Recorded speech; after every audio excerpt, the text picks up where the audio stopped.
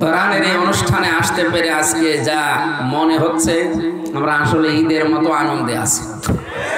বলেন বলেন, এইটাই আমাদের হওয়া উচিত। قل بفضل الله وبرحمته فبذلك فليفرحوا هو خير مما يجمعون। আল্লাহ পাক বলেন, নবী আপনি বলুন, দুনিয়ার মানুষ যে যা পেয়ে আনন্দে আছে ওটা একটাও স্থায়ী না, ওটা থাকবেও না। ওটা আজ আছে কাল নেই। পৃথিবীতে শুধু স্থায়ী সম্পদ যেটা, সেটা কোরআনে কারীম। এটা আমি আল্লাহর কাছেও শ্রেষ্ঠ সম্পদ। হয়তো এখন আপনি চোখ বন্ধ হয়ে গেলে, আমার তো যতটুকু বাস্তবতায় দেখেছি, মহিলারা যত দামি মানুষের স্ত্রী হোক, যত দামি মহিলা হোক, যদি মারা যায় এখন সকাল বেলার আগেই ওর হাতের গহনা, গলার গহনা, মুখের গহনা সব খুলে নেবে, যত বড় দামি মানুষই হয়। শুধু চোখ বুঝে আছেন, যদি নড়াচড়া না করেন, বাস্তবতায় মানুষ যদি মনে করে যে মরে গেছে, তাও খুলে নেবে। দুনিয়া এরকম জায়গা। এখন থেকে 200 বছর আগে যে লোকটা মারা গেছে, আপনার দাদার দাদার দাদা, ও কিন্তু এখানে এরকম দাপট নিয়ে চলতো। ওই লোকটা 200 বছর পরে এখন যদি জীবিত হয়ে এই কালিয়াগড় এলাকায় এসে ওই বাড়িতে গিয়ে বলে, এটা আমার পৈতৃক বাড়ি, আমি 200 বছর আগে এখানে ছিলাম। 200 বছর আগের কথা যদি বলে ওই লোকটা সত্যি চলে আসে, এ মানবে? কিসের পৈতৃক বাড়ি?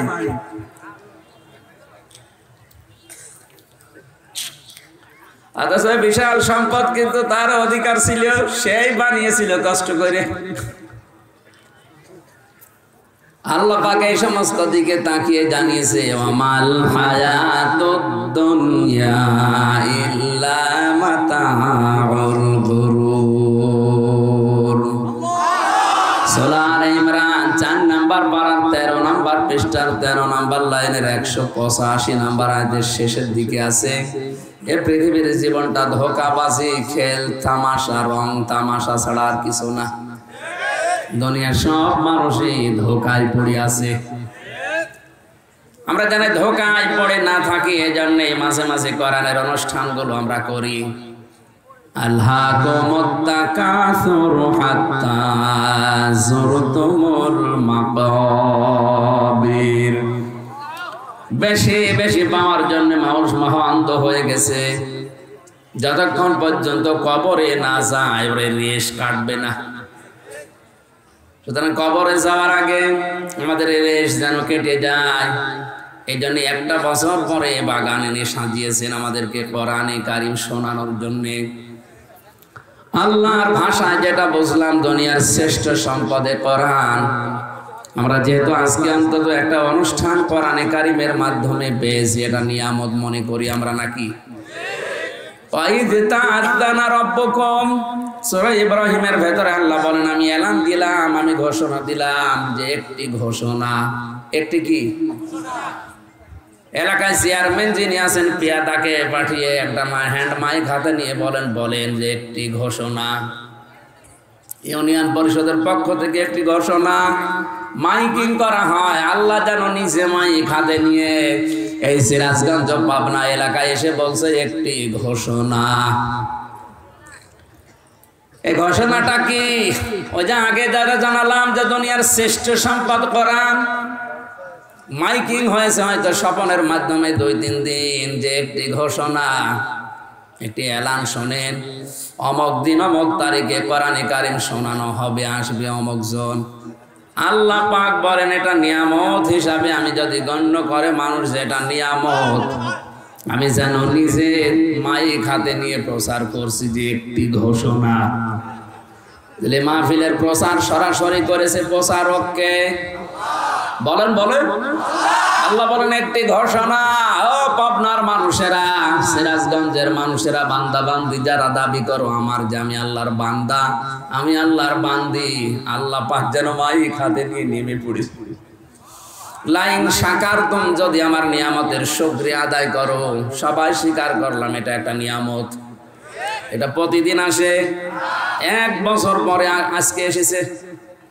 এটা যদি নিয়ামত মনে করো, কারণ এখানে আসা বসা, শ্বাস প্রশ্বাসে নিঃশ্বাসে তোমার নেকি হচ্ছে। দুনিয়ায় এরকম আর একটা কোনো অনুষ্ঠান নেই যেখানে গেলে মানুষের নেকি হয়। এটা এই কারণে যেখানে কোরআন আছে, কি আছে, যতক্ষণ চুপ থেকে শুনবেন মনে করবেন আমি নামাজে দাঁড়িয়ে আছি। জোরে বলেন আল্লাহু আকবার। আল্লাহ বলেন এই নিয়ামতের শুকরিয়া যদি তোমরা আদায় করো, চুপ থাকো আর শোনো, কি করব জানো, লাযিদান্নাকুম। লামে তাকিদ নুনে সাকিলা, গ্যারান্টি দিয়ে বলছি জীবনে এরকম নিয়ামতে আরো তোমাদেরকে ডুবাবো। ভালো ভালো কাজে তোমাদেরকে আমি আঞ্জাম দেওয়ার সুযোগ করে দেব। ওয়ালাইন কাফারতুম ইন্না আযাবি লাশাদীদ, যদি আমার নিয়ামতকে না শুকরিয়া করো, দাম না দাও, গুরুত্ব না দাও, ওই মনে করে চলে যাও, আমি এটা কিন্তু ছিনিয়ে নেব, জীবনে আর এরকম ভালো কাজে তোমারে নিয়ে আসবো না। ইন্না আযাবি লাশাদীদ, অবশ্যই আমার আযাব বড় কঠিন, তার ভেতরে তোদেরকে ফেলে দেব। জোরে বলেন নাউযুবিল্লাহ। কোরআনী আয়াতের তাফসিরে অন্য একটা আয়াত আমি পেয়েছি, কোন মানুষ যদি কোরআনের আইন বাদ দিয়ে, কোরআনের নিয়ম নীতি বাদ দিয়ে দুনিয়ার জীবন চালাতে চায়, আল্লাহ পাক বলেন তার পেছনে একটা শয়তান আমি আল্লাহ বন্ধু হিসাবে নিযুক্ত করে দেই। ওয়ামান ইয়াশু আন যিকিরির রহমানি নুকাইয়িদ লাহু শাইতানান ফাহুয়া লাহু করিন। যে ব্যক্তি আমার জিকির থেকে, আমার কোরআন থেকে মুখ ফিরিয়ে অন্যদিকে চলে যাবে, আমি আল্লাহ নিজে তার সাথে একটা শয়তান সেট করে দেই, সে একেবারে আটার মতো লেগে থাকবে। তার মানে যে শয়তানের সাথে মিলে থাকবে তাকেও শয়তান শয়তানি বানাবে। ও গ্যারান্টি দিয়েছিল আল্লাহর কাছে, লামান তাবিআকা মিনহুম লাআমলাআন্না জাহান্নামা মিনকুম আজমাইন। আল্লাহ বলেন তোর অনুসরণ যদি কেউ করে, তোর সাথে লেগে থাকে, তোকে যেমন জাহান্নামে দেব, তোর সাথে ওকেও দেব। এই জন্য এটা নিয়ামত মনে করে যারা এসেছি, আর একবার বলছে আলহামদুলিল্লাহ। দরুদ আর সালাম পড়ছে আমাদের নবী মুহাম্মদুর রাসূলুল্লাহ সাল্লাল্লাহু আলাইহি ওয়াসাল্লাম। আজকে আমাদের আলোচনার বিষয় হচ্ছে এই পৃথিবীতে কাকে কাকে আল্লাহ সবচাইতে বেশি অপছন্দ করে, ঘৃণা করে। বাংলাদেশে যারা আওয়ামী লীগ করে, প্রধানমন্ত্রী শেখ হাসিনা যদি কালকে ঘোষণা দেয় যে এই দেশে আমি অমুক অমুক অমুককে সবচাইতে বেশি ঘৃণা করি, এদেশে আওয়ামী লীগ যারা করে তারা তাকে ভালোবাসবে? আসতে বলেন। বিএনপি যারা করে, খালেদা যদি কালকে ঘোষণা দেয় যে এই দেশে অমুক অমুককে আমি সবচাইতে বেশি ঘৃণা করি, বিএনপি যারা করে ও যদি ধানের শীষ নিয়েও দাঁড়ায় ভোট দেবে। পৃথিবীর রাজনৈতিক ক্ষমতা টিকানোর জন্য একটা দল আপনি করেন, এই কারণে যদি আপনার নেত্রীর কথা, নেতার কথা এত বেশি মূল্যায়ন করেন, একটু ভাবেন তো বিবেক দিয়ে। তামাম দুনিয়ার মালিক যিনি, তিনি ঘোষণা দিচ্ছে পৃথিবীর এই এই এই মানুষকে আমি আল্লাহ ঘৃণা করি। তাহলে আমরা যারা তার বান্দা দাবি করছি, আমাদেরও আমার আল্লাহর এই কথা চিন্তা ভাবনা করে তাকে ঘৃণা করার দরকার আছে না? আমি ৭৭ প্রকার পেয়েছি পুরা কোরআনে, যতটুকু আমার আয়ত্তে আছে। সময় কভার করে, কণ্ঠ যদি সাপোর্ট দেয় আমি বলতে থাকবো, আপনি লিখে নেবেন। একটা একটা করে কোরআনে কারিমে আয়াত এবং হাদিস সেট করে বাস্তবতার সাথে আমরা মিলাবো, দেখি আল্লাহ আসলে কাদেরকে ঘৃণা করে, ওদের ভেতরে আবার আমি পড়ে গেলাম নাকি। সূরা বাকারার ১৯০ নম্বর আয়াত আমরা পড়েছি। জবান খুলে কোরআনের সোনালী আয়াত পড়ে, যেন প্রতিটি অক্ষরে 10টা করে নেকি হয়। আউযু বিল্লাহি মিনাশ শাইতানির রাজিম। বিসমিল্লাহির রহমানির রহিম। ওয়াকাতিলু سبيل الله الذين يقاتلون واهتدوا إن الله لا يحب المعتدين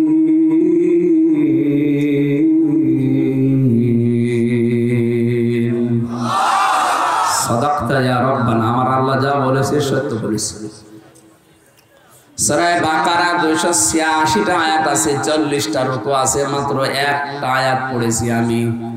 এই আয়াতের ভেতরে মূল কথা হচ্ছে আল্লাহ কাদেরকে দুনিয়ায় সবচাইতে বেশি অপছন্দ করে, ঘৃণা করে, বলেন নাউজুবিল্লাহ। আরম্ভ হচ্ছে আল্লাহ পাক বলেন অকাতিলু, তোমরা লড়াই করো। কি করো?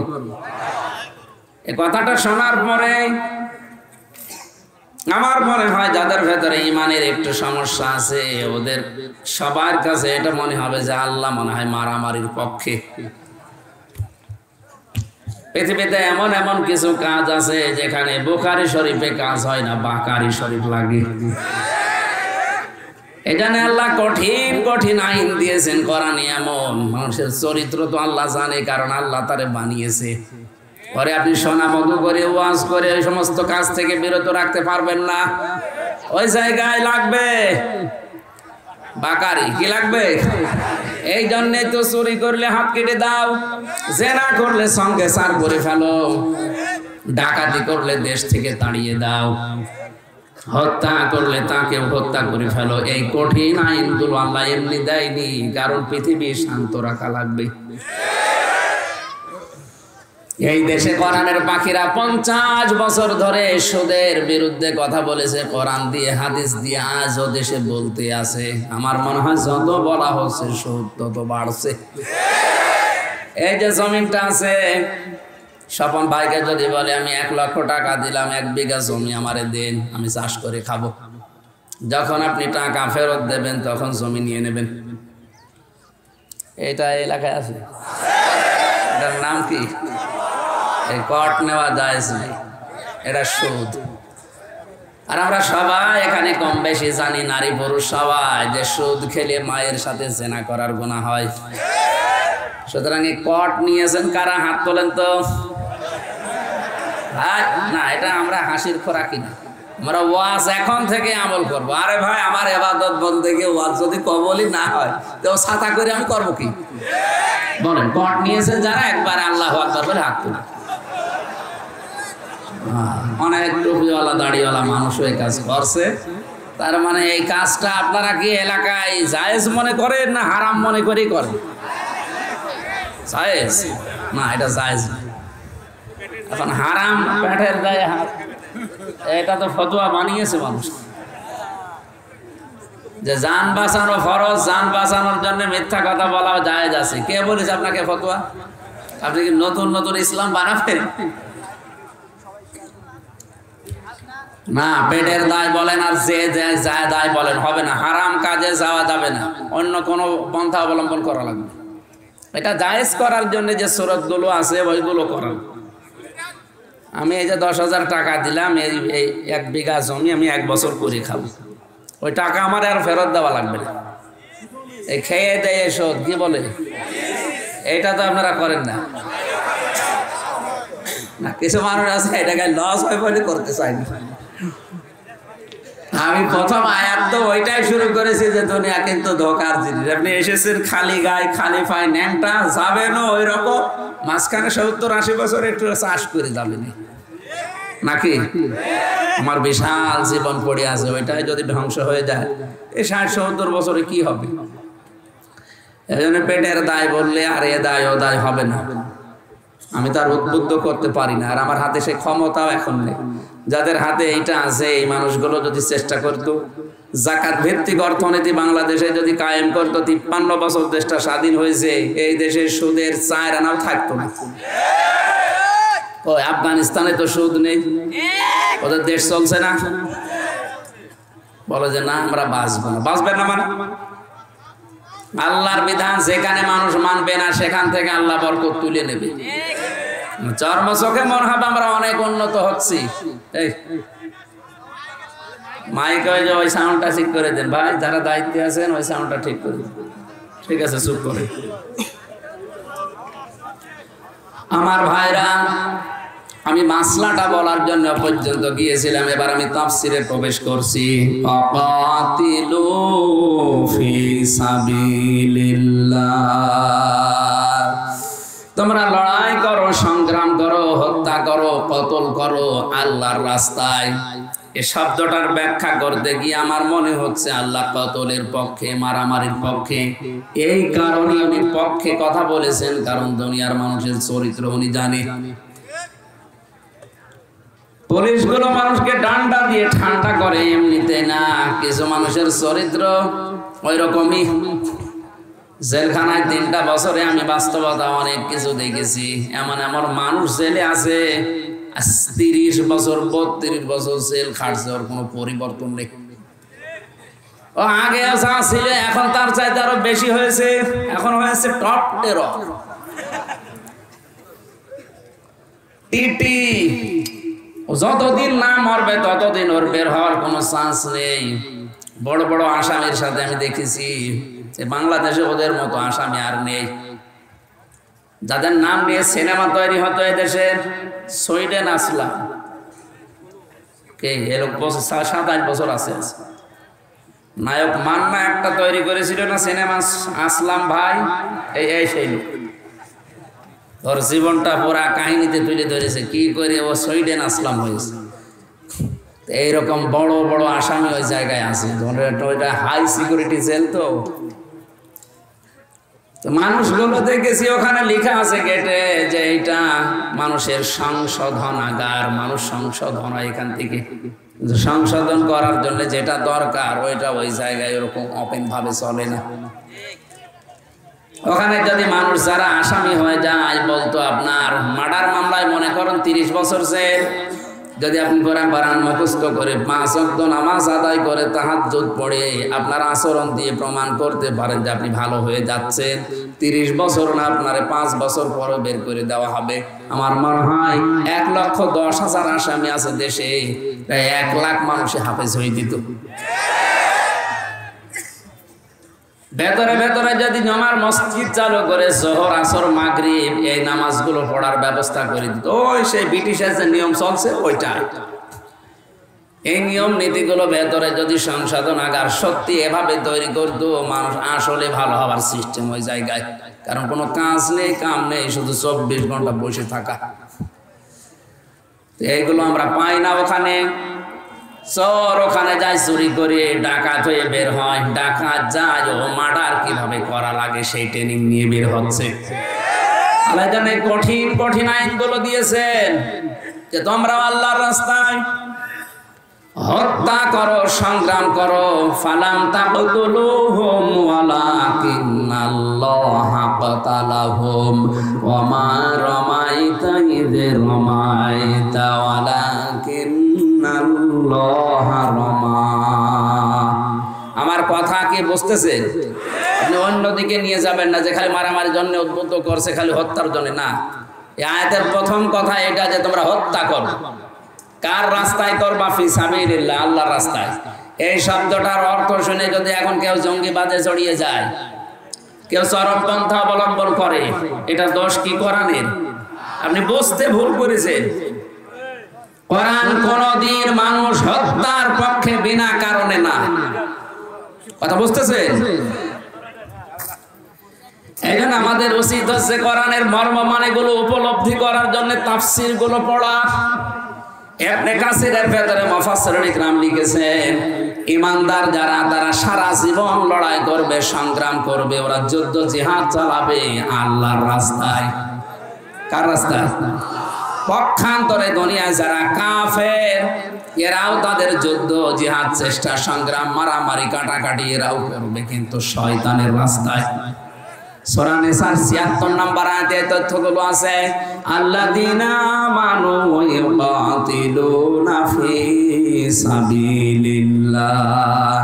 ঈমান যাদের আছে এরা লড়াই করবে, সংগ্রাম করবে, করাই লাগবে, মাস্ট বি আল্লাহর রাস্তায়। কার রাস্তায়?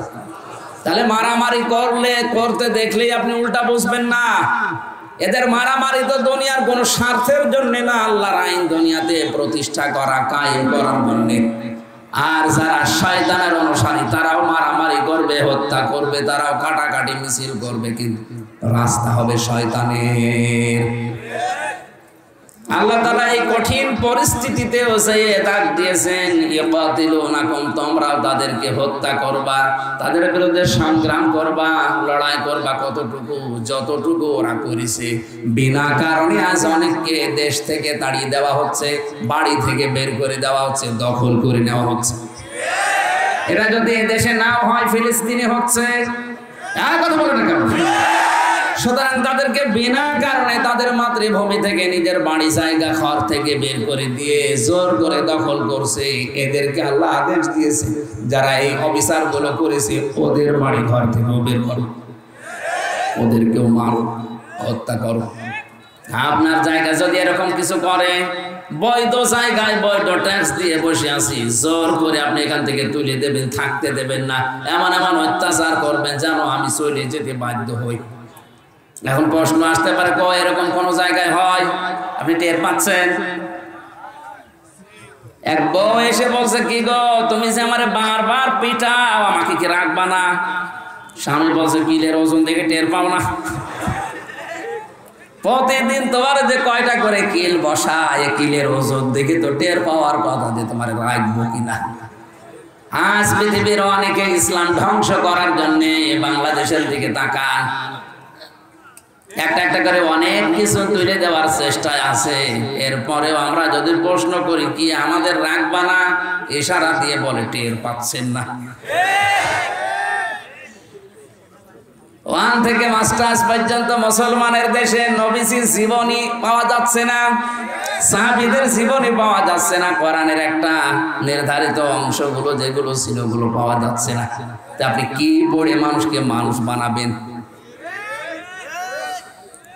এখন যদি বলেন মানুষ কি তারা না পশ্চিমারা? কিসের মানুষ তারা?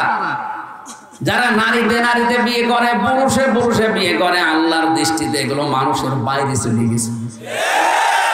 আর তাদের কালচার শুরু করার জন্য আজ যারা এই সমকামিতাকে প্রমোট করছে, এ দেশকে আপনি ডেড সি বানিয়ে দেবেন নাকি? জর্ডানের দিকে তাকান, লোক নবীর জামানায় যারা পুরুষে পুরুষে বিয়ে করে এই অন্যায় কাজটা দুনিয়ায় চালু করে আল্লাহ এত রাগ করেছিলেন তাদের উপরে, তাদের পুরা জমিনটাকে জিবরাইল একেবারে মাটি থেকে আকাশে তুলে আষাঢ় দিয়ে ডেড সি বানিয়ে দিয়েছে। আপনি মনে করছেন জিবরাইল এখন আর আসবে না দুনিয়ায়? নাকি আল্লাহর ক্ষমতা এখন শেষ হয়ে গেছে, ক্ষমতা এখন চলছে বুশের? আমাদের সাবধান বাণী উচ্চারণ করা দরকার, সেইটাই আমরা কোরআনের অনুষ্ঠানে করছি। কারণ কি অবস্থায় আপনি নিয়ে যাচ্ছেন ৯৬% মুসলমানের দেশে, বলেন তো। এই লোকটা একটা প্রশাসনে চাকরি করার পরেও যদি 10 জায়গায় অনুমতি নেওয়া লাগে, সাধারণ মানুষ কোরআন প্রচার করলে কি করতো? কোথায় নিয়ে যাচ্ছেন? আমি কি এখানে মারামারি করার জন্য, ডাকাতি করার জন্য, চুরি করার জন্য ট্রেনিং দিচ্ছি?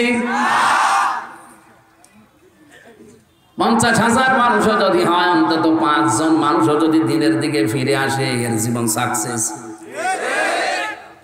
কিয়ামতে মহান আল্লাহ এর আমলনামা দেখাবে, বলবে তুমি হজ করেছো, বলবে জীবনে হজ করার টাকা কোথায় পাবো?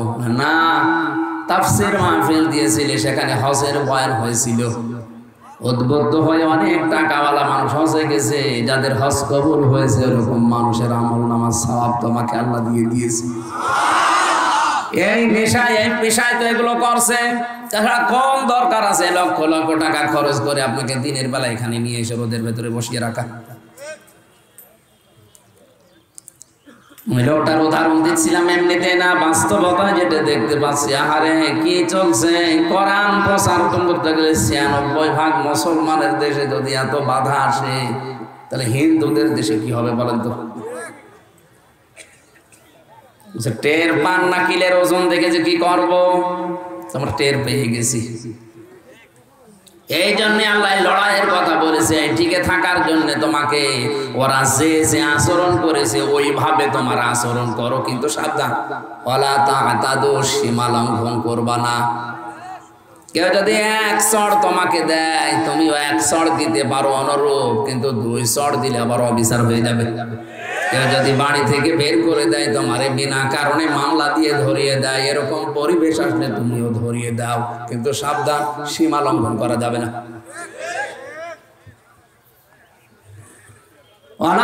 দাঁতও দিলেন কেন?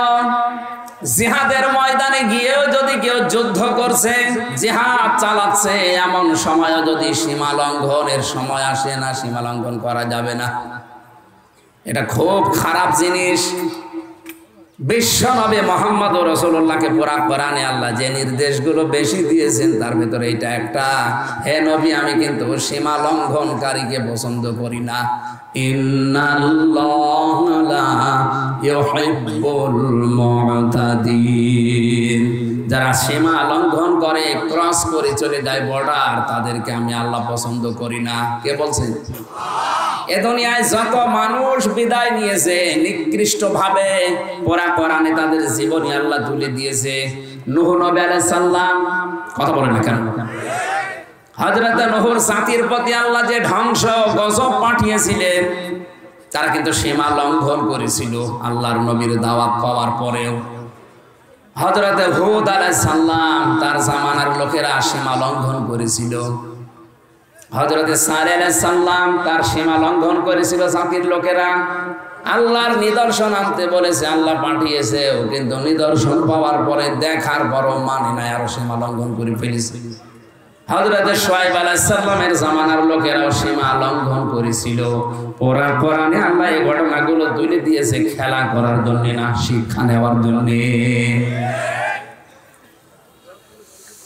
وَإِلَى ثَمُودَ أَخَاهُمْ صَالِحًا قَالَ يَا قَوْمِ اعْبُدُوا اللَّهَ مَا لَكُمْ مِنْ إِلَٰهٍ غَيْرُهُ। একটু ভালো করে শুনবেন, এখানে শিক্ষা আছে।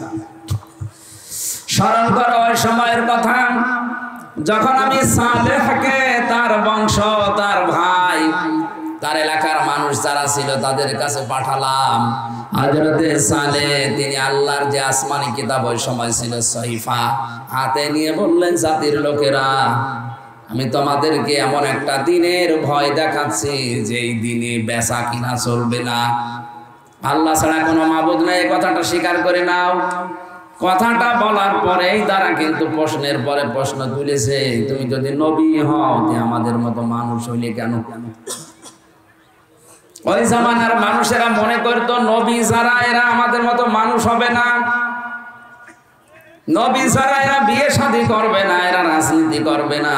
আজ অনেক মানুষের ভেতরে ওই কাফেরদের ধারণা ঢুকেছে যে মাওলানা যারা, এরা কেন বিয়ে শাদী করবে, এরা রাজনীতি করবে। আরে এই ধারণা তো কাফেরদের।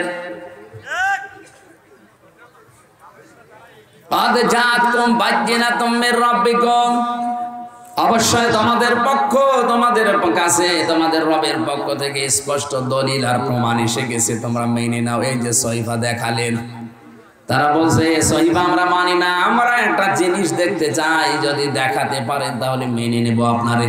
কি? এই যে বিশাল পাহাড়, এই পাহাড়ের উপরে যে অস্থির বড় একটা পাথর আছে, ওই পাথরের ভেতর থেকে 10 মাস 10 দিনের গর্ভবতী একটা উটের বাচ্চা বের করে নিয়ে আসা লাগবে। নবীরা কোনো বিপদে পড়লে আগেই নামাজে যেতেন, কিসে? আগে সেজদা দিয়ে বলতেন, আল্লাহ তুমি দেখো আমি কি করব এখন। আর আমরা নবীর উম্মতেরা বিপদে পড়লে আগে মাজারে দৌড়াই। কোন মাজারে না, কোন বাবার কাছে না, কত বড় বিপদ হোক, যত বড় বিপদ হোক, আগে সেজদায় চলে যান। এইটাই নবীর জীবনী, এইটাই নবীদের সুন্নাহ। বিপদে পড়লেই তারা সেজদা দিত, কারণ নবীজি জানিয়েছেন যখন মানুষ সেজদায় চলে যায় তখন আল্লাহর ওই বান্দার মাঝে কোনো পর্দা থাকে না। আলাইসাল্লাহু বিকাফিন আবদা, আমি কি আমার বান্দার জন্য যথেষ্ট না যে ও মাজারে দৌড়াবে?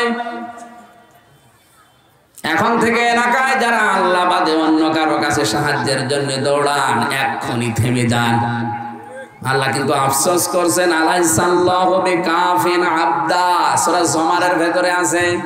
আমি কি আমার বান্দার জন্য যথেষ্ট না যে ওর জন্য আবার মাজারে মান্নত করা লাগবে? আপনি বলেই দেখেন না কেন, 30 সেকেন্ড 35 সেকেন্ড 1 মিনিটে আপনি সেজদা শেষ করে দেন, আধা ঘন্টা 1 ঘন্টা একটা সেজদায় পড়ে থাকেন, দেখেন দুনিয়ার যত মজা আল্লাহর ভেতরে রেখে দিয়েছে। বাইরের জগতে আমরাও সময় পেতাম না, এখনো পাচ্ছি না ভালো। জেলখানায় 3টা বছরে যেহেতু অন্ধকার প্রকোষ্ঠে এক ঘরের ভেতরে কন্ডেম সেলের ভেতরে তালাবদ্ধ ছিলাম, আমি বাস্তবতায় দেখেছি কোন মানুষ যদি 2টা 3টার সময় উঠে 1 ঘন্টা 1.5 ঘন্টা একটা সেজদায় চোখের পানি ফেলে মনের কথাগুলো বাংলায়ও বলতে পারে। আমি নিজের কথা বলছি, আল্লাহর কসমে যে কোরআন আমার সামনে, যেদিন 45 মিনিট 1 ঘন্টা সেজদায় পড়ে কাঁদতেছি, মনে হচ্ছে দুনিয়ায় স্ত্রী ব্যবহারের চাইতে ওইটা আরাম লাগছে। আপনি করিয়ে দেখেন কত আরাম, কত শান্তি আল্লাহ ভেতরে নিয়ে গেছে। সেজদা দেখছে উনি 2.5 সেকেন্ড 3 সেকেন্ড 5 সেকেন্ড 15 সেকেন্ডে উঠে পড়ছে, আপনি পাবেন কি? কারণ সেজদায় গেলে মনে হয় যে আল্লাহর কুদরতি পায়ে মানুষ পড়ে আছে। প্রধানমন্ত্রী শেখ হাসিনার কাছে যেভাবে জড়সড় হয়ে আদবের সাথে নড়াচড়া বাদ দিয়ে দাঁড়িয়ে থাকেন, উনি তো তাম পৃথিবীর সব কিছুর মালিক, এরকম বড় মনে করে কেউ যদি ওইরকম দাঁড়িয়ে রুকু দিয়ে সেজদা দিয়ে বলতো আল্লাহ আমি কিন্তু অসহায় হয়ে পড়েছি, মহান আল্লাহ তখন নিজে ফেরেশতাদেরকে বলতেন এইদিকে তাকা, এই মানুষটাই তোরা তৈরি করতে নিষেধ করেছিলি, দেখ কি আদব, সেজদায় পড়ে কিভাবে কান্নাকাটি করছে। মন থেকে যদি সত্যি মানুষ কিছু বলতে পারে ওটা কিন্তু আরশে চলে যায়। আমরা মন থেকে বলতে পারি না, অধিকাংশ কাজ হয়ে যায় আমাদের লোক দেখানো, এই জন্য তাসির হয় না ওর ভেতরে। হযরতে সালেহ সেজদায় পড়ে যখন কথাগুলো আবেগ নিয়ে বলছিলেন, আল্লাহর পক্ষ থেকে আদেশ এসেছে, সালেহ ঠিক আছে তুমি রাজি হয়ে যাও, ওদেরকে নিয়ে আসতে বলো, আমি আল্লাহর মুজিজা তোমার মাধ্যমে দেখাবো। ওখান থেকে উট নেমে আসতেছে। এবার আমার শিক্ষা দেওয়ার বিষয় যেটা চলে এসেছে ভালো করে, হাদিহি নাকাতুল্লাহি লাকুম আয়াতান ফাযারুহা তাকুল ফি আরদিল্লাহ ওয়ালা তামাসসুহা বিসুইন ফায়াখুযাকুম আযাবুন আলীম।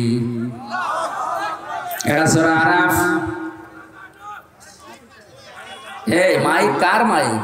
মাইক তো ভালো, খারাপ না, মাইক ভালো আছে, কিন্তু এটা আনানো মনে হয় ডিস্টার্ব হচ্ছে। আমি এখান থেকে একেবারে শর্টকাটে একটা শিক্ষা নিয়ে আসার জন্য আয়াতটা পড়লাম, জায়গা মতো এসেছে। আর এখন যদি ডিস্টার্ব করেন, এই চুপ করেন, শোনা যাচ্ছে নাকি? যতটুকু শোনা যাচ্ছে ভালো করে পয়েন্টটা শোনেন। কত মানুষ বসে আছে দেখছেন না? এখানে কত আলেম ভেতরে ভেতরে আছে, আপনি টের পাচ্ছেন না। চেহারা আমার অনেকের চেনা আমি দেখতে পাচ্ছি। দেখেন কি সুন্দর করে তারা বোঝার চেষ্টায় আছে। আল্লাহ তাআলা বলেন, হাদিহি নাকাতুল্লাহ, হে সালেহ জাতির লোককে জানিয়ে দাও এটা কিন্তু আল্লাহর উষ্ঠি, আয়াতান এটা আল্লাহর নিদর্শন। এটা কি বলেন বলেন?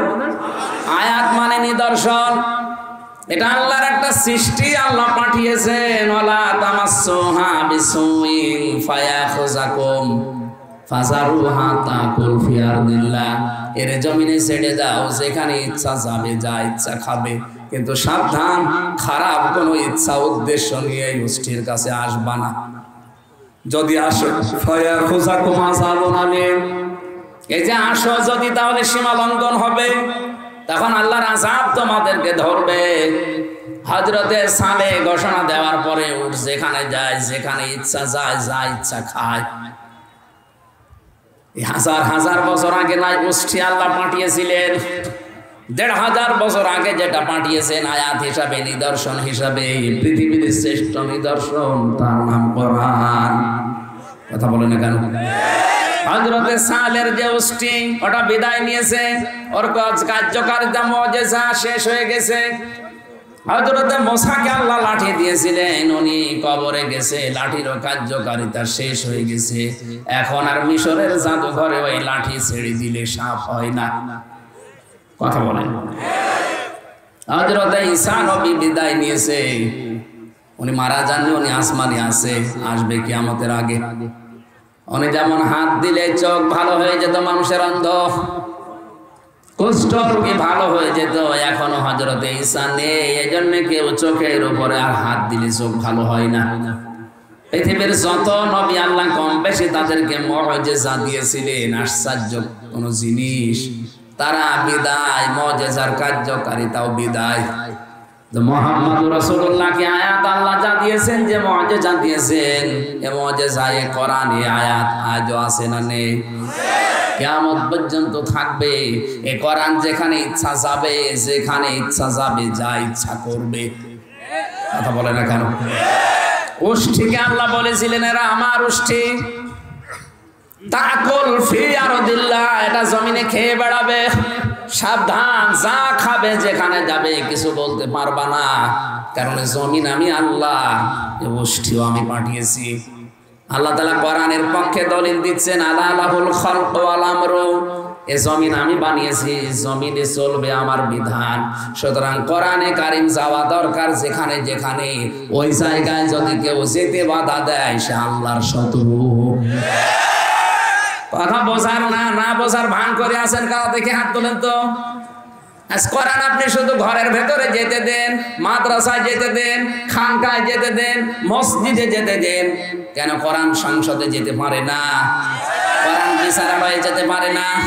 কোরআন ইউনিয়ন পরিষদে যেতে পারে না? মন্ত্রণালয়ে যেতে পারে না? যেখানে যেখানে যাওয়ার ইচ্ছা কোরআনের, আল্লাহ যেখানে যেখানে নাম দিয়েছে ওখানে নিয়ে যান, সাবধান, বাধা দেবেন না। বাধা দিলে সালে নবীর জামানায় যে গজব এসেছিল, আল্লাহ কিন্তু এখনো পাঠাতে পারে।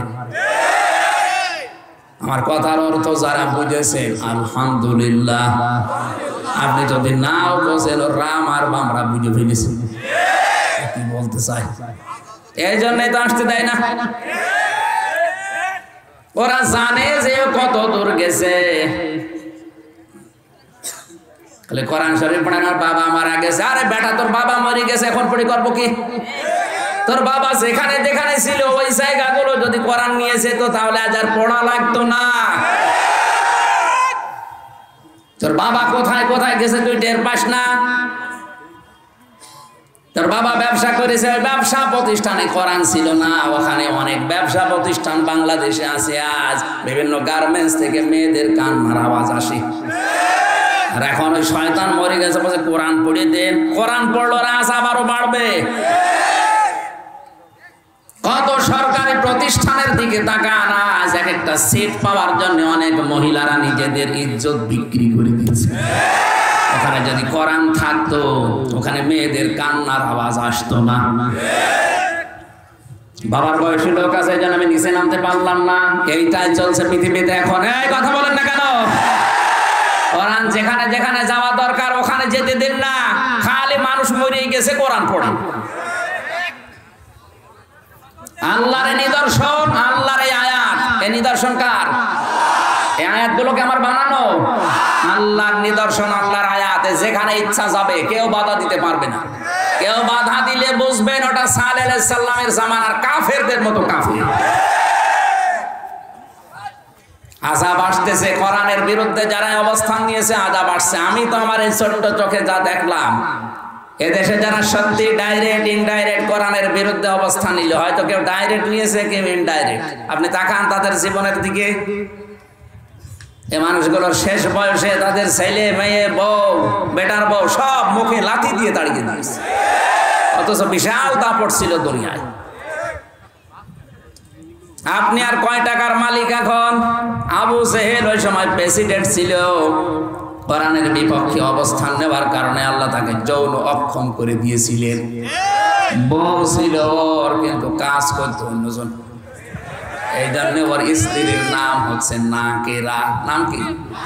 নাকেরা মানে অনির্দিষ্ট, নিজে কাজ করতে পারতো না।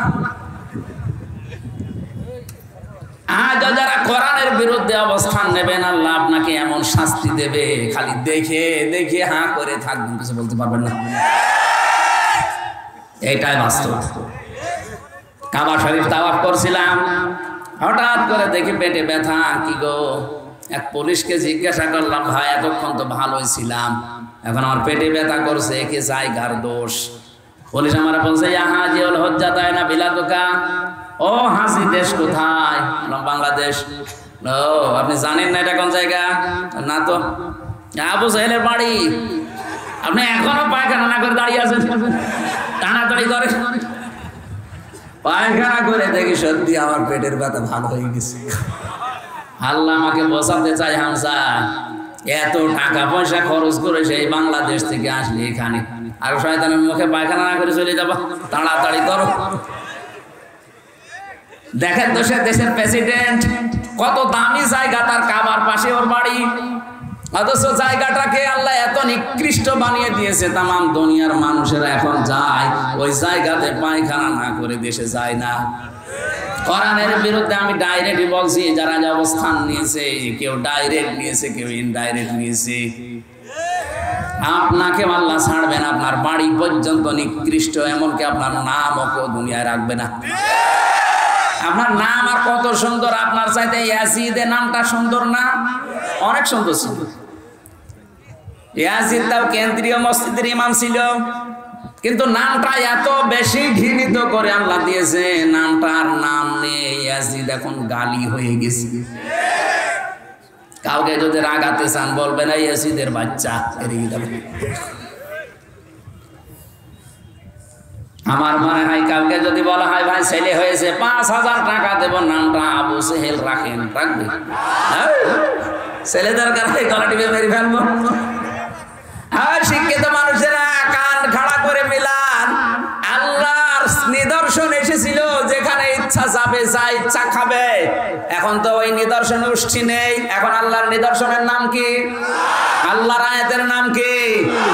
এইটাই শিক্ষা আজকের মাহফিলের। যেখানে ইচ্ছা যাবে, যেখানে ইচ্ছা খাবে, যা ইচ্ছা করবে, কেউ বাধা দিতে পারবেন না। বাধা দিলে খবর আছে। এখানে প্রায় 9টা জাতির কথা আছে, সবাইকে আল্লাহ ধ্বংস করেছে খালি সীমা লঙ্ঘন করার কারণে। আল্লাহ এমনিতে কিছু পাঠান না, পাঠানোর পরে যদি না মানে তখন আর ছাড়েন না। আল্লাহ তো পাঠিয়েই দিয়েছে, 1500 বছর আগে পাঠিয়েই দিয়েছে, কিয়ামত পর্যন্ত এটা থাকবে। এখন যদি কেউ বেঈমানি করেন, না বোঝার ভান করে থাকেন, আরে ভাই আমরা তো কোরআনের মালিক না। কোরআনের মালিক এই লোকটাও না। কোরআনের মালিক কে বলেন? এই জমিনের মালিক কে? আমরা তো কামলা। কামলা বুঝেন? এই যে কাজ করে খাচ্ছে মাঠে ঘাটে, এই জমিনের মালিক মনে করেন স্বপন সাহেব 5 জন মানুষকে নিয়েছে, যেখানে ধান লাগালাম সারাদিন, মাগরিবের আগে বলছে আপনাদেরকে আমি টাকা দিয়ে দেব। আসরের নামাজের পরে টাকা দিয়ে দেবে আমাদের। কিছুক্ষণ আগে আসরের সময় হতে আর মাত্র 5টার সময় টাকা দেবে, 10 মিনিট বাকি আছে। কয়েকজন মস্তান এসে মোটরসাইকেল নিয়ে বলছে ধান সব তুলে ফেলবো। আমরা যদি বলি না ভাই আর 10 মিনিট পরে তোলেন, কারণ এ জমি আমাদের না, এ ধানও আমাদের না। আমরা আছি আমাদের টাকা নেওয়ার জন্যে, কারণ টাকা না পেলে আমাদের সংসার চলবে না। কথা বলেন ঠিক কিনা? এরপরেও যদি মস্তান বলে না তুলেই ফেলবো, তখন মারামারি হওয়ার সম্ভাবনা নেই। মালিক তো নেই, আমরা তো কামলা, আমরা তো জন মনীষ পাট লেবার যাই বলেন। অন্তত আমাদের বেতন পাওয়ার জন্য হলে এই লোকগুলোকে এখন ঠেকাতে হবে। ঠেকাতে গিয়ে ধস্তাধস্তি, মারামারি, হাতাহাত, মেরেও ফেলা লাগতে পারে, কারণ আমাদের টার্গেট বেতন। আমাদের টার্গেট কি? আমরা ঠিক এই কায়দায় জমিনে আছি। এ জমিনের মালিকও আমরা না, কোরআনের মালিকও আমরা না, আমরা কামলা, খাদেম। এই কোরআন প্রতিষ্ঠার জন্য চেষ্টা করে যাচ্ছি। বিকাল 5টা মানে জীবনের শেষ দিন পর্যন্ত চেষ্টা করেই যাব। এর মাঝখান থেকে কেউ যদি এসে বাধা দিতে চান, হয় হাতাহাতি হবে, মারামারি হবে, মেরেও ফেলতে পারি। এখানে কোনো আপোষ নেই, কারণ আমার বেতন দরকার, আর আমাদের বেতনের নাম জান্নাত। এই কথা বলুন। এটা পাওয়ার জন্য যদি কোরআন বিরোধী কাউকে পাওয়া যায়, বাধা দানকারী, তাকে কিন্তু বিকাল 5টার আগে ছাড়া হবে না।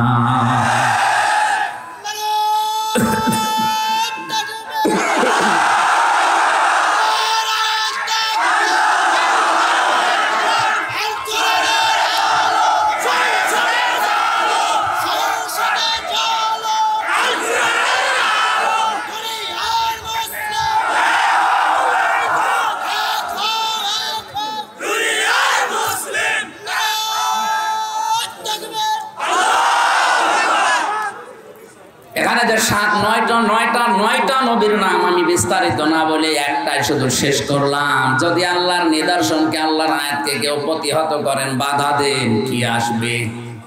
শাস্তি। কি আসবে? শাস্তিগুলো কিন্তু চলে আসতেছে একটা একটা করে। দ্বিতীয় নম্বরে আল্লাহ তাদেরকে সবচাইতে বেশি ঘৃণা করেন যারা জালেম, যারা অত্যাচারী। জালেম মানে যেই জিনিস যেখানে রাখা দরকার ওইটা ওই জায়গায় না রেখে অন্য জায়গায় রাখে যারা, তারাই আল্লাহর দৃষ্টিতে জালেম। আপনি যে কোনো ধর্মের হন, আপনি সত্যি করে মন থেকে বলেন তো কোরআনে কারিম আসলে থাকা দরকার সবচাইতে উপরে না পায়ের কাছে? আরে ভাই, উপরে তো আপনি আর রাখেন না। উপরে রাখতে গেলে রাজনীতি মনে করেন আপনি, এটা তো রাখার দরকার উপরে। উপরে না রেখে যারা আজ নিচে রাখতে চায়, পেছনে টান মেরে ফেলতে চায়, তারা জালেম। এই যে টুপিটা, এটা মাথায় দেওয়া দরকার কোথায়? বলেন বলেন। এটা যদি আমি পায়ের সাথে বেঁধে রাখি, এটা টুপির সাথে জুলুম। 96% মুসলমানের দেশে কোরআন থাকবে সবার উপরে সংসদে, ওখান থেকে আইন প্রণয়ন হবে কোরআন দিয়ে, ওইটা বাংলাদেশে বাস্তবায়ন হবে। এগুলো না করে যারা আজ মানুষের তৈরি করা আইনগুলো কায়েম করার জন্য চেষ্টা করছেন, আপনি জানেন। শিক্ষিত মানুষের নামে নাম নিলাম না, আপনি বুঝে ফেলেছেন। আপনি আল্লাহর কাছে ঘৃণিত যারা করার আইন বাদ দিয়ে মানুষের আইন তৈরি করা, প্রতিষ্ঠা করার জন্য চেষ্টা চালাচ্ছে। 3 নম্বরে আল্লাহ তাদেরকে বেশি ঘৃণা করেন যারা অহংকারী। এই পৃথিবীতে অনেকে সম্পদের অহংকার করা, ক্ষমতার অহংকার করার কারণে আল্লাহ ঘৃণিত বানিয়ে বিদায় দিয়েছে। যেমন কারুন, সূরা কাসাসের ভেতরে বিস্তারিত লেখা আছে কারুনকে আল্লাহ এত শাস্তি দিয়েছেন কঠিন, এই অহংকারের জন্য। সম্পদের অহংকার করেছিল। মুফাসসির লিখেছেন আল্লাহ এখনো পর্যন্ত প্রতিদিন ওরে মাটির ভেতরে 1 বিঘত করে গাড়তেছে। কিয়ামত পর্যন্ত 1 বিঘত করে মাটির নিচে গাড়তেই থাকবে। বলেন নাউজুবিল্লাহ। 4 নম্বরে আল্লাহ তাদেরকে পছন্দ করে না যারা অপচয় করে, অপব্যয় করে। এখানে 2টো গুরুত্বপূর্ণ শব্দ আছে, এইদিকে তাকান। অপচয় আর অপব্যয় আরবিতে শব্দ হচ্ছে 2টা, একটা হচ্ছে ইসরাফ আর একটা হচ্ছে তাবজির। ইসরাফ কাকে বলে? এই লোকটা 2 কেজি আম লাগবে পরিবারে, টাকার গরমে 10 কেজি আম কিনে 8 কেজি পচাচ্ছে আর 2 কেজি খেয়েছে, এটার নাম ইসরাফ। এটা হারাম। আম কেনা জায়েজ নেই, কথা বলেন না কেন? কিন্তু বেশি করে ফেললেন আপনি, এটার নাম ইসরাফ। আর তাবজির কাকে বলে? যেটা কেনা জায়েজ নেই ওইটা যদি কেউ টাকা দিয়ে কেনে, যেমন মদ, বিড়ি, কথা বলছেন না? সুতরাং যারা বিড়ি কেনেন, সিগারেট কেনেন, মদ কেনেন, এটা হচ্ছে তাবজির। ওই যে আলু কিনে বা আম কিনে টাকা নষ্ট করেছে, ওইটা হচ্ছে ইসরাফ। আর কেউ যদি টাকা নষ্ট করে, মদ কিনে, বিড়ি কিনে, সিগারেট কিনে, সেটা হচ্ছে তাবজির। আর তাবজির যে করে সে আর মানুষ থাকে না, সে শয়তানের ভাই হয়ে যায়। আমার এই ছোট্ট জীবনে পুরা কোরআন শরীফ আমি প্রায় এই জেলখানায় প্রায় 250 বারের উপরে পড়লাম পুরাটা। আমার যতটুকু জ্ঞান আছে আমি দেখেছি পুরা কোরআনে কোনো জায়গায় আল্লাহ শয়তানের ভাই বলে কাউকে উল্লেখ করেননি। শুধু একটা মানুষকে শয়তানের ভাই বলেছে, ইন্নাল মুবাযযিরিনা কানু ইখওয়ানাশ শায়াতিন। যারা অপচয় করে এরা শয়তানের ভাই, আর শয়তানের ভাই তো শয়তানি। কথা বলেন না কেন? তাহলে ইসরাফ আর তাসরিফ তাফসীর বুঝলেন যে বৈধ জিনিস কেনার ক্ষেত্রে বাড়াবাড়ি করা, বেশি খরচ করা, এটা ইসরাফ, এটাও হারাম। আর অবৈধ জিনিস কেনার ক্ষেত্রে টাকা পয়সা খরচ করা, এটা তাফসীর 2টাই হারাম। তাই একটা একটু বেশি খারাপ আর একটু আল্লাহর কাছে একটু কম খারাপ। 2 জনকে আল্লাহ পছন্দ করেন। 5 নম্বরে যারা আমানতের খেয়ানত করে, পাপী যারা। কোরআন জানিয়েছে কুলু ওয়াশরাবু ওয়ালা তুসরিফু, খাও পান করো কিন্তু ইসরাফ করবা না। অথচ এটা আজ বাংলাদেশে বেশি চলছে। আমানতের খেয়ানত মানে আমরা মনে করি 10,000 টাকা দিলাম, ওই টাকা আর ফেরত দিল না, এটা আমানতের খেয়ানত করলো না। এটা তো এক প্রকার। আমানতের খেয়ানত সবচাইতে বড় ওইটা, যে যে চেয়ারে বসার যোগ্যতা রাখে না সে জোর করে যদি বসানো হয়, এটা আমানতের খেয়ানত। আপনি বিবেক দিয়ে বলেন তো এটা বাংলাদেশে হচ্ছে না হচ্ছে না? সবচাইতে বেশি হচ্ছে। আর বলতে গেলে হামজা খারাপ হয়ে যায়। আরে ভাই, আপনি তো আমানতের খেয়ানত করে বসে আছেন, আপনার যোগ্যতা আছে চেয়ারে বসার? যে সিস্টেমে বসেছেন ওই পুরাটাই তো ভেজাল গলদ। এখানে বসার কথা যার ছিল তারে আপনি বসতে দেন না, জোর করে তাহাজ্জুদের আগে কাজ করে নেন। এটা না, আমাদের উচিত হচ্ছে যেখানে যেখানে যার বসা ওখানে যদি তাকে না বসিয়ে অন্য কাউকে বসানো হয়, এটা খেয়ানত। আর খেয়ানত যারা করেছেন এর সাথে যারা সম্পৃক্ত তাদেরকে আল্লাহ ঘৃণা করেন, ঘৃণা করেন, ঘৃণা করেন। এখন যদি বলেন না এটা উল্টি আমাদের পক্ষে দেন, আমি দেবো। আয়াত আছে, হ্যাঁ কোন আয়াত আছে আপনার পক্ষে? সব আপনার বিপক্ষে। এই জন্যই তো হতে দেয় না। আপনি হতে দেন না, আপনি তো আরো নিজের ক্ষতি করছেন। 6 নম্বরে তারা যারা ফাসাদ সৃষ্টি করে, বিশৃঙ্খলা তৈরি করে। 7 নম্বরে যারা মন্দ কথা বলে, মন্দ কাজ করে, এদেরকে আল্লাহ সবচাইতে বেশি ঘৃণা করেন। বলেন নাউজুবিল্লাহ। মা বোন যারা এসেছেন, আপনাদের 2 মিনিটে গুরুত্ব খেয়াল করবেন। এই পৃথিবীতে একজন মহিলাকে জিন্দা অবস্থায় আল্লাহ সালাম দিয়েছে, আর একজন মহিলাকে জীবিত অবস্থায় জান্নাতে ঘর দেখিয়েছে। 2 জনই পেয়েছে এটা স্বামী ভক্তির কারণে। আজ দিন দিনে অভ্যাসটা মেয়েদের উঠে যাচ্ছে। সামনে রমজান মাস আসতেছে, একটা পরিকল্পনা করবেন। যতটুকু আপনার সামর্থ্য আছে ওই অনুযায়ী আগে থেকেই বাজার ঘাট করে রেডি হয়ে একটা মজবুত কোমরে দড়ি বেঁধে মনে করবেন যে আমি লেগে গেলাম রমজান মাসটায়, অন্তত ইবাদত বন্দেগী করে পেছনের অপরাধ মাফ করে আমি নিষ্পাপ বেগুনাহ হয়ে যাব। আর রোজার মাসে যদি খালি মার্কেট এগুলোই করতে থাকে, আল্লাহকে সময় দেবেন কখন? খাদিজাতুল কুবরাকে আল্লাহ সালাম দিয়েছে তার স্বামী ভক্তির নিদর্শন হিসাবে। এত বেশি ভক্তি শ্রদ্ধা স্বামীর প্রতি দেখিয়েছে, নিজের জীবনের সব কিছু স্বামীকে দিয়ে দিয়েছে সম্পদাদি। আল্লাহ খুশি হয়ে তাকে দুনিয়াতে জীবিত অবস্থায় একজন মহিলাকে সালাম দিয়েছেন। বলেন সুবহানাল্লাহ। আর একজন মহিলাকে আল্লাহ শুধু সালাম না, তাকে জান্নাতের ঘর পর্যন্ত বানিয়েছেন। তার নাম আসিয়া। তিনিও স্বামীর প্রতি বরদোয়া দেননি।